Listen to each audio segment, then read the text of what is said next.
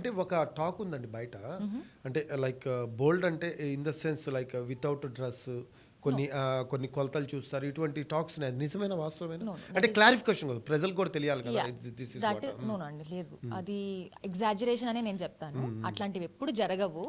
Modelling లో కూడా పద్ధతిగా వాళ్ళు మన వైటల్స్ ని అడుగుతారు. Okay. వైటల్స్ అని క్లియర్ గా మెన్షన్ చేస్తారు. You have to give your measurements. Okay. It's only that to assess. అంటే దాన్ని బట్టి కదా గార్మెంట్స్ రెడీ చేస్తారు. అవునవును. ఇప్పుడు ఎక్స్ట్రా స్మాల్ మీడియం లార్జ్ మనకి ఇవన్నీ ఎందుకు ఉన్నాయి?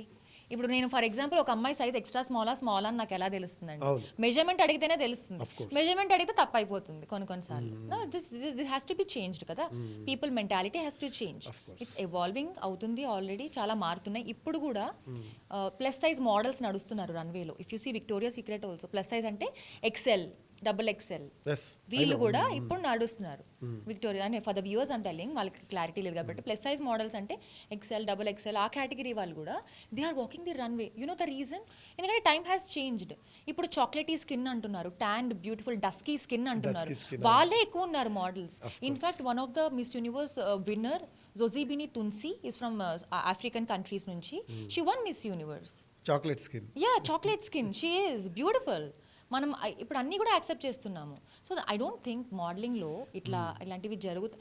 ఒకవేళ రఫీ గారు, it all depends on how you carry your self also. అంటే ఇంకోటి కూడా అండి, ఈ కమిట్మెంట్స్ అనేవి కొన్ని అడిగి లైక్ వాళ్ళని లోబర్చుకొని ఈ మోడలింగ్ ఫీల్డ్లో కొన్ని లైక్ మెళకువలు నేర్పిస్తారు అనేది ఒకటి ఉంది. అంటే ఇది వాస్తవం కాదో నాకు తెలియదు.